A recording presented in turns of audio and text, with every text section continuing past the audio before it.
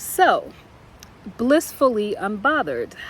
How does one achieve this state of mind, that wonderful state of mind, to get to a place where we're not affected by all the external things that happen, all the people that we encounter, the goings on in the world? How can we navigate everything that comes our way on a daily basis and somehow blissfully be unbothered by it all? Well, through everything that I've been looking into, I believe that the key component is shifting our perspectives on everything that we encounter. Being open enough to question the beliefs that we currently carry, the behaviors, the beliefs, the foundations that we stand on thus far, and questioning all of them. Where do they come from? And do they really, is this really what the soul person that I am, really believes in? Or is this something that has been conditioned over time and it's just the way that I function and I don't really think about it very much? Because I would challenge any of us, if we're bothered, let's just even say, simple example, road rage.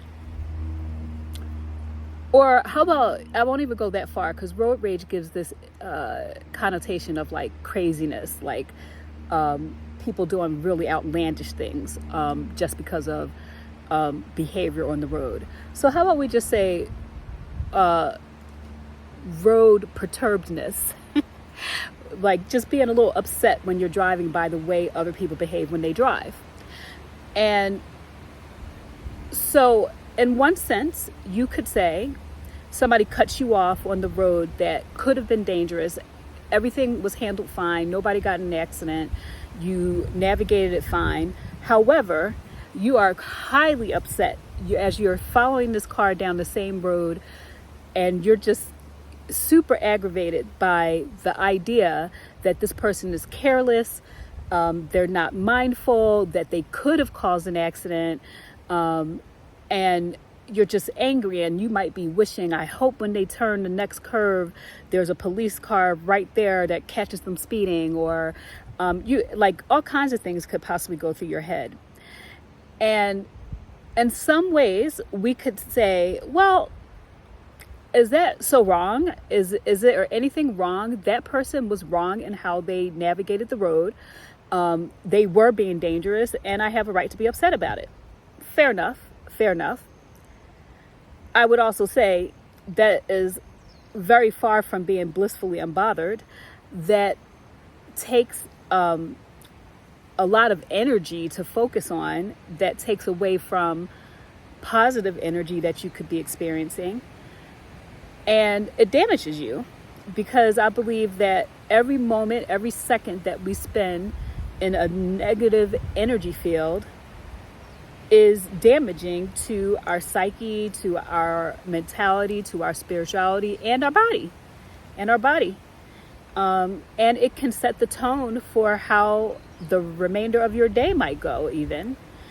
So what I am saying is, perhaps on the mission of having a blissfully unbothered experience, you take that same instance where somebody cut you off, and you take what I'm calling poignant pauses, meaning 5 seconds before I react to something, 5 seconds before I say something to somebody, but make it poignant. Like, in other words, make it intentional, make it have some meaning.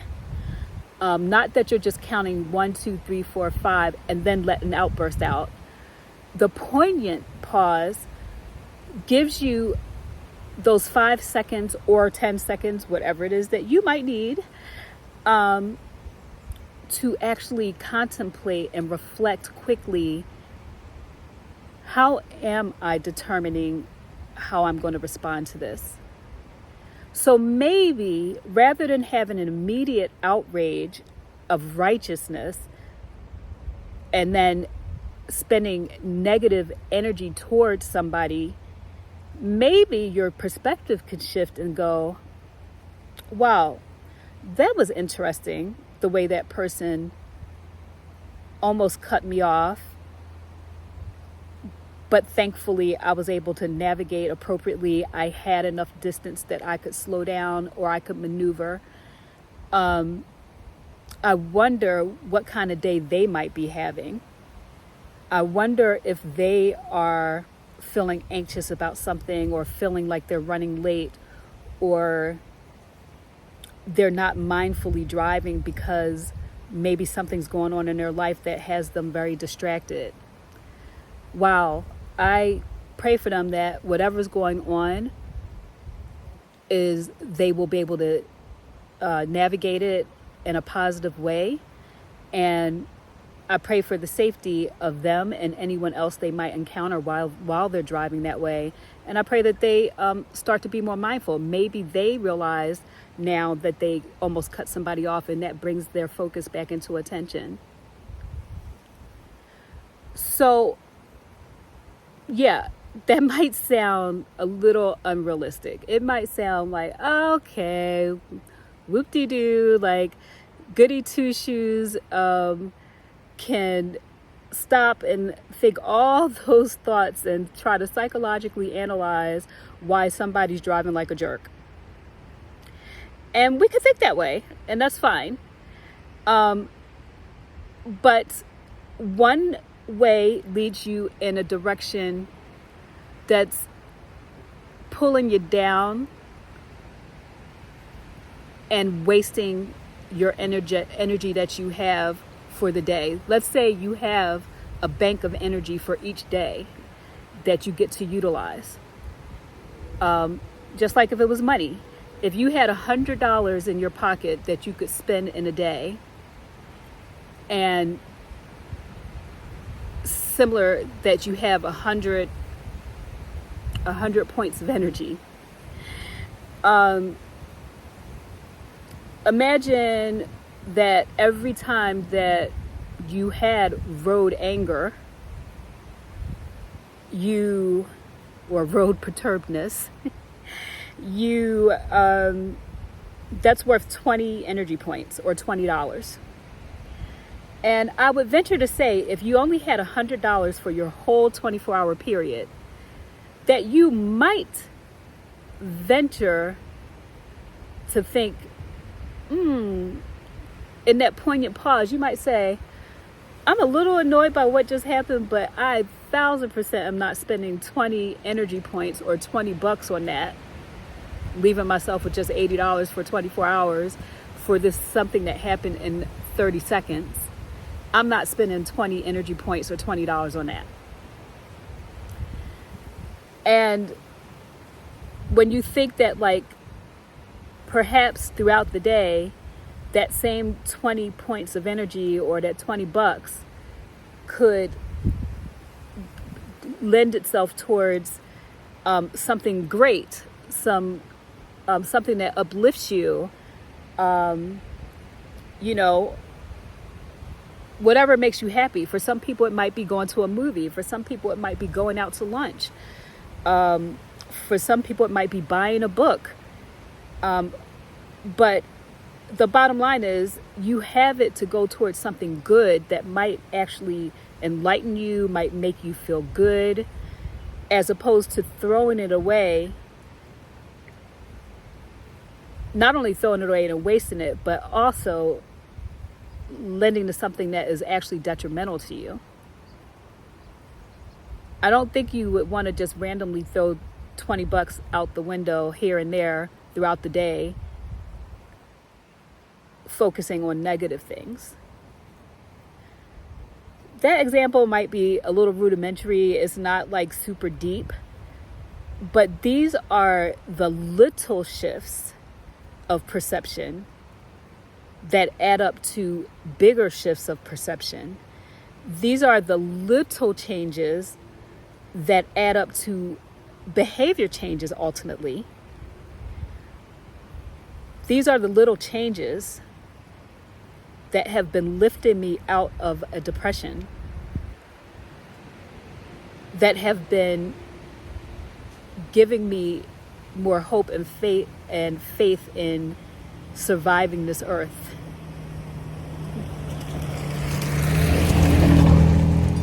So for me, it's working. It is a constant work in progress, though, because we do have this ego. I call mine egolette. And we do have this ego that it has its role. It's I think of it as we have this human side of ourselves, and then we have this soul level.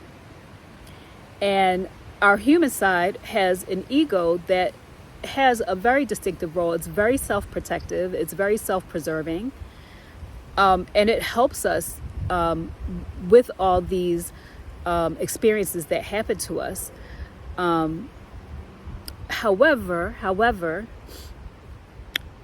it thinks on a very singular level, and it doesn't think in the big picture, in the big scheme of things, in my opinion. So, and ultimately, in a lot of instances, it can actually be like detrimental and destructive. It's complex. It's not a simple thing. Egolette comes out many times and it's kind of like, girl, give yourself time. It hasn't been even a full year since you've been separated. You have a right to still feel terrible. So be it. Like, everybody's journey through depression is different. Allow yourself the time. Like, Egolette will be in this ear saying all kinds of stuff. And there's been times that I needed that. There's been times that I've absolutely needed to give myself a little more time. I wasn't in a place to rise to my higher soul level. I wasn't in a place to shift and kind of look down on things with a different perspective that gives allowance for everybody involved. There were times that I did need to be self-preserving and protect myself in whatever the instance that was happening. So Egolette serves her purpose, and I give her honor for that. But in the bigger scheme of things, to become truly blissfully unbothered, I know that I need to get to my soul level. I need to rise above the human conditions. I need to learn how to shift my perspective so that I do encompass a more broad understanding or empathy for everyone involved. And that ultimately I want love for everyone, even people who you feel have hurt you. I am starting to realize that every big challenge in life is an opportunity. It's a learning opportunity. It's a growth opportunity. So therefore, everybody who plays a part in those challenges in your life, they're a blessing. Even if at the moment you just can't see it, and even if at the moment you might feel so hurt, but those people have played a significant role in your growth at the end of the day. So again, these are all like ways that I'm shifting my perspective in order to obtain an existence here on this earth of being blissfully unbothered. So, I mean, if this has any interest to you, there's lots of stuff out here on the internet. This is just something I'm feeling compelled to share. I'm no longer hibernating. I'm ready to just be a part of this earth and existence and take advantage of this beautiful opportunity that we have as humans here. And I want to learn and grow from it. And I'm hoping that we all are on that type of journey. There's been major shift in the world. Everybody speaks of it, whether you're spiritually inclined or not. People can see major shifts are happening. And lots of people are just sort of like questioning, or, just not staying inside of a box and not following this simple narrative that has been sold to us. Go to work, come home, watch the news, get your information from all the same places. People are just questioning, like, what is this earth about? What are we all about? And I just think it's a great time and a great time that we can all share with each other and gain perspectives from each other, whether we agree or not. But again, this is where I am. This is the path that I'm on. And if I resonate with you at all, if it, maybe subscribe, maybe join back in, maybe put a few comments. Let's see where this takes us. All right, this is Nova. Peace, love. Till next time.